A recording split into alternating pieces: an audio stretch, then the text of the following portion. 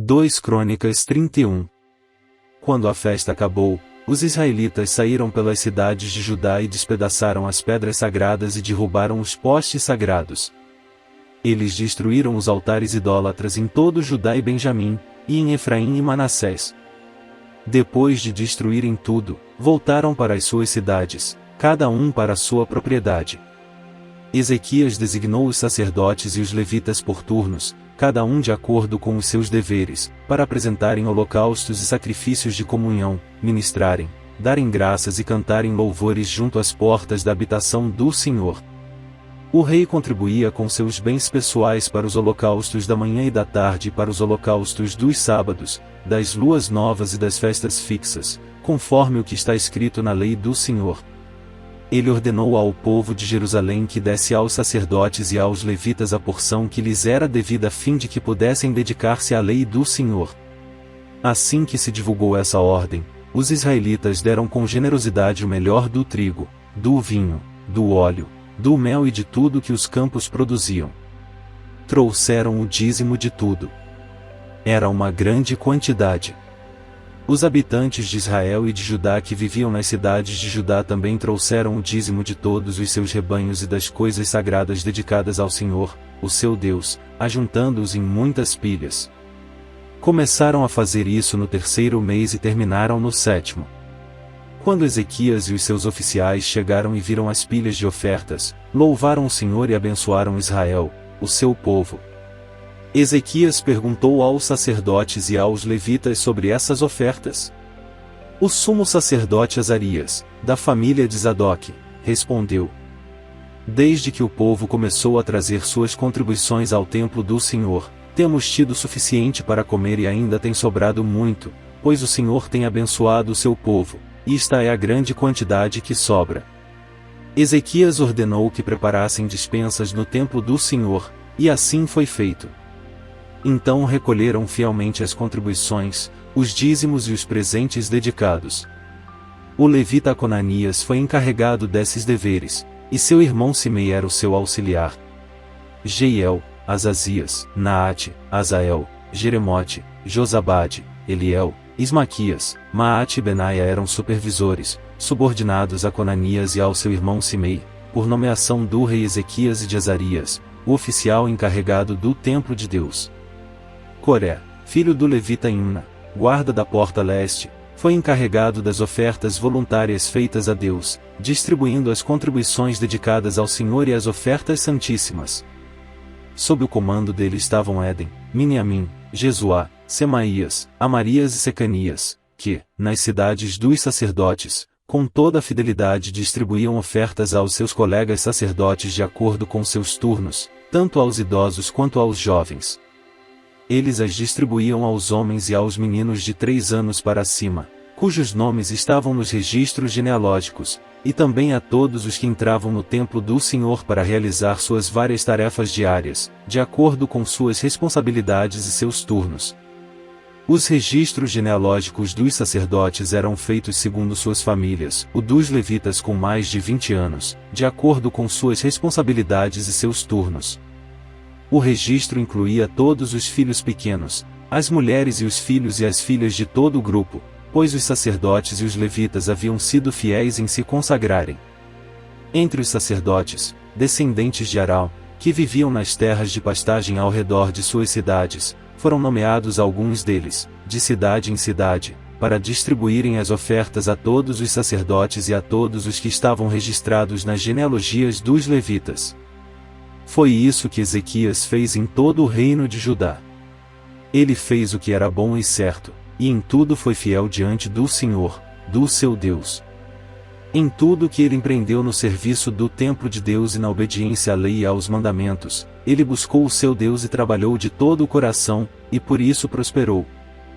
Foi Ezequias que bloqueou o manancial superior da fonte de Gion e canalizou a água para a parte oeste da cidade de Davi. Ele foi bem-sucedido em tudo o que se propôs a fazer. Mas, quando os governantes da Babilônia enviaram uma delegação para perguntar-lhe acerca do sinal milagroso que havia ocorrido no país, Deus o deixou, para prová-lo e para saber tudo o que havia em seu coração. Os demais acontecimentos do reinado de Ezequias e os seus atos piedosos estão escritos na visão do profeta Isaías, filho de Amós, no livro dos reis de Judá e de Israel. Ezequias descansou com os seus antepassados e foi sepultado na colina onde estão os túmulos dos descendentes de Davi. Todo Judá e o povo de Jerusalém prestaram-lhe homenagens por ocasião da sua morte. E seu filho Manassés foi o seu sucessor. 2 Crônicas 32. Depois de tudo que Ezequias fez com tanta fidelidade, Senaqueribe, rei da Síria, invadiu Judá e sitiou as cidades fortificadas para conquistá-las. Quando Ezequias viu que Senaqueribe pretendia guerrear contra Jerusalém, consultou os seus oficiais e os comandantes do exército sobre a ideia de mandar fechar a passagem de água das fontes do lado de fora da cidade, e eles concordaram. Assim, ajuntaram-se muitos homens, e fecharam todas as fontes e o riacho que atravessava a região. Eles diziam: por que deixar que os reis da Síria venham e encontrem toda essa água? Depois, com grande empenho reparou todos os trechos quebrados do muro e construiu torres sobre ele. Construiu outro muro do lado de fora do primeiro e reforçou o milo da cidade de Davi, e mandou fazer também muitas lanças e muitos escudos. Nomeou sobre o povo oficiais militares e os reuniu na praça, junto à porta da cidade, animando-os com estas palavras: sejam fortes e corajosos. Não tenham medo nem desanimem por causa do rei da Síria e do seu enorme exército, pois conosco está um poder maior do que o que está com ele. Com ele está somente o poder humano, mas conosco está o Senhor, o nosso Deus, para nos ajudar e para travar as nossas batalhas.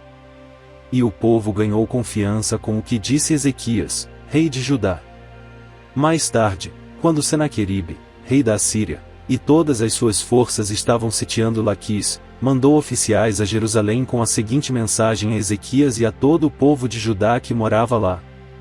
Assim diz Senaqueribe, rei da Assíria: em que vocês baseiam a sua confiança, para permanecerem cercados em Jerusalém? Quando Ezequias diz: o Senhor, o nosso Deus, nos salvará das mãos do rei da Síria, ele os está enganando, para deixá-los morrer de fome e de sede. Mas não foi o próprio Ezequias que retirou os altares desse Deus, dizendo a Judá e a Jerusalém: vocês devem adorar diante de um só altar e sobre ele queimar incenso? Vocês não sabem o que eu e os meus antepassados fizemos a todos os povos das outras terras? Acaso alguma vez os deuses daquelas nações conseguiram livrar das minhas mãos a terra deles? De todos os deuses das nações que os meus antepassados destruíram, qual deles conseguiu salvar o seu povo de mim? Como então o Deus de vocês poderá livrá-los das minhas mãos? Portanto, não deixem Ezequias enganá-los ou iludi-los dessa maneira. Não acreditem nele, pois nenhum Deus de qualquer nação ou reino jamais conseguiu livrar o seu povo das minhas mãos ou das mãos de meus antepassados. Muito menos o Deus de vocês conseguirá livrá-los das minhas mãos. Os oficiais de Senaqueribe desafiaram ainda mais Deus, o Senhor, e seu servo Ezequias. Senaqueribe também escreveu cartas insultando o Senhor, o Deus de Israel, e o desafiando. Assim como os deuses dos povos das outras terras não livraram o povo deles das minhas mãos, também o Deus de Ezequias não livrará o seu povo das minhas mãos. Então os oficiais gritaram na língua dos judeus ao povo de Jerusalém que estava sobre o muro, para assustá-lo e amedrontá-lo, com o intuito de conquistarem a cidade. Referiram-se ao Deus de Jerusalém como falavam dos deuses dos outros povos da terra, que não passam de obra das mãos dos homens. Por tudo isso o rei Ezequias e o profeta Isaías, filho de Amós, clamaram em oração aos céus. E o Senhor enviou um anjo, que matou todos os homens de combate e todos os líderes e oficiais no acampamento do rei assírio, de forma que este se retirou envergonhado para a sua terra. E certo dia, ao adentrar o templo do seu Deus, alguns dos seus filhos o mataram à espada. Assim o Senhor salvou Ezequias e o povo de Jerusalém das mãos de Senaqueribe, rei da Assíria, e das mãos de todos os outros e cuidou deles em todas as fronteiras. Muitos trouxeram a Jerusalém ofertas para o Senhor e presentes valiosos para Ezequias, rei de Judá. Daquela ocasião em diante ele foi muito respeitado por todas as nações. Naquele tempo, Ezequias ficou doente e quase morreu. Ele orou ao Senhor, que lhe respondeu dando-lhe um sinal milagroso. Mas Ezequias tornou-se orgulhoso e não correspondeu à bondade com que foi tratado, por isso a ira do Senhor veio sobre ele, sobre Judá e sobre Jerusalém. Então Ezequias humilhou-se, reconhecendo seu orgulho, como também o povo de Jerusalém, por isso a ira do Senhor não veio sobre eles durante o reinado de Ezequias. Possuía Ezequias muitíssimas riquezas e glória, construiu depósitos para guardar prata, ouro, pedras preciosas, especiarias, escudos e todo tipo de objetos de valor. Também construiu armazéns para estocar trigo, vinho e azeite, fez ainda estábulos para os seus diversos rebanhos e para as ovelhas. Construiu cidades e adquiriu muitos rebanhos, pois Deus lhe dera muitas riquezas.